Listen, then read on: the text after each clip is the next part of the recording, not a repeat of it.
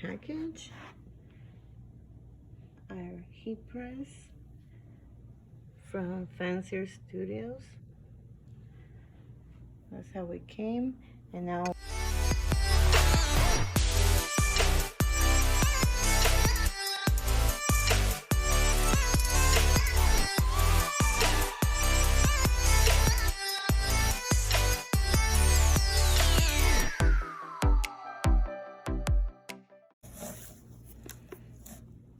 I brought this paper. We're gonna see what is it for. Oh, that's like the Teflon sheet.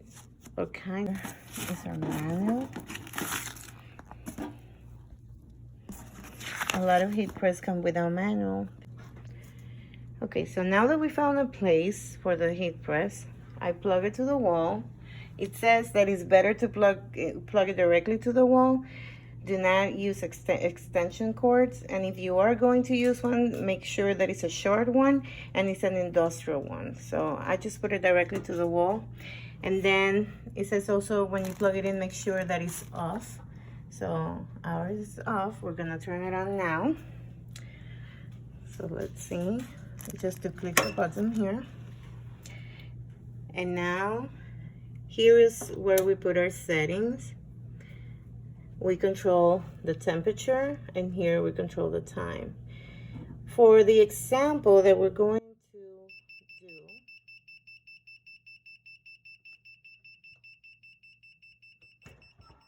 okay, that was because we had it open. We needed to have it closed so it will heat up. Our temperature, I'm going to be doing this shirt. I'm going to put this transfer on this shirt. So this transfer is with this type of paper from Photo Paper Direct. And I was reading, if you're using a heat press, it tells you that the temperature needs to be 375 for 13 seconds, maximum pressure. So we have to set our temperature for 300, temperature 375.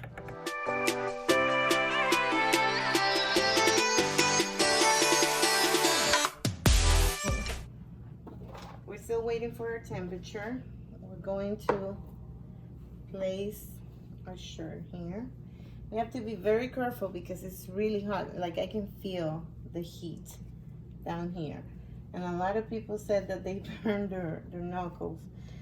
So I should have gotten the silicone gloves.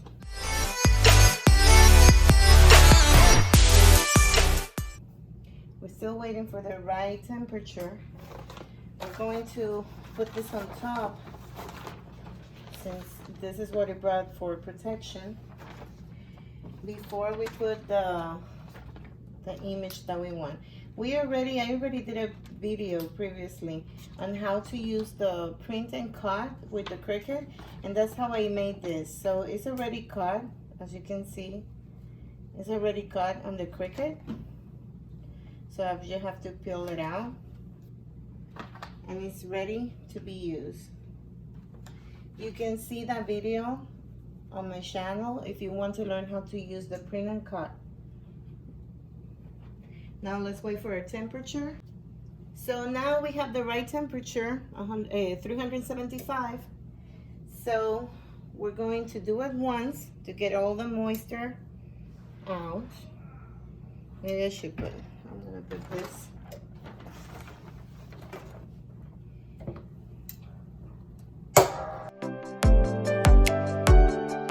Ready? So you see the timer already reset. And yes, we took all of the wrinkles, everything out. So now we're ready to put our design. This design for this paper, remember we're using this transfer paper. For this one, we didn't need to mirror the image, so we're just gonna put the image right on top. We have to check where we want it. Normally, We put it 3 inches down. I'm gonna put it.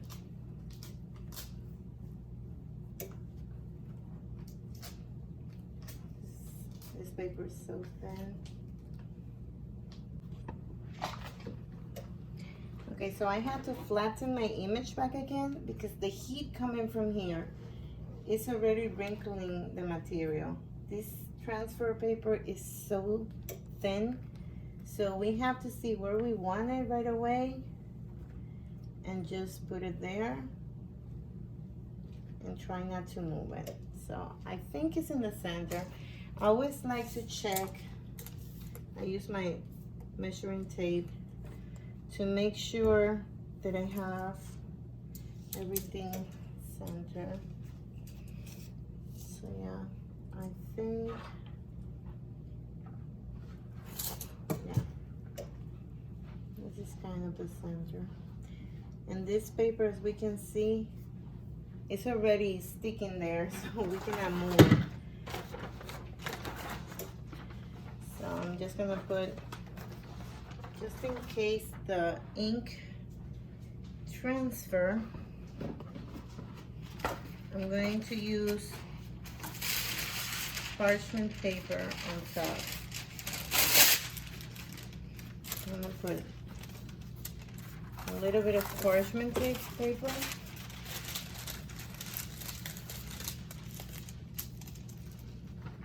Just in case the ink transfer to this one, I don't want to damage my silicone paper that I just got. So let's hope everything is the way it's supposed to be. So here goes nothing.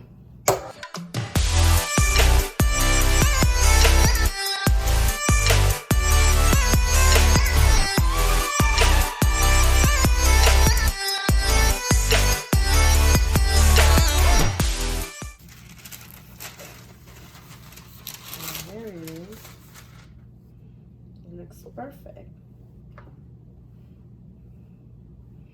So here we have it. I don't know if you can see it from there. It looks great in our razor back. And it was just 30 seconds, $3.75. So we're ready. And we tried our press and it works perfect. Everything, I like it. Can't wait to try more things. I actually have a lot of work to do, so I can make more videos using more designs. But I really like how this turns out. Look, no problem. We don't need to do it again. So I like it. This passed the test. I need to try it out with sublimation, but so far, this was so easy. Thank you.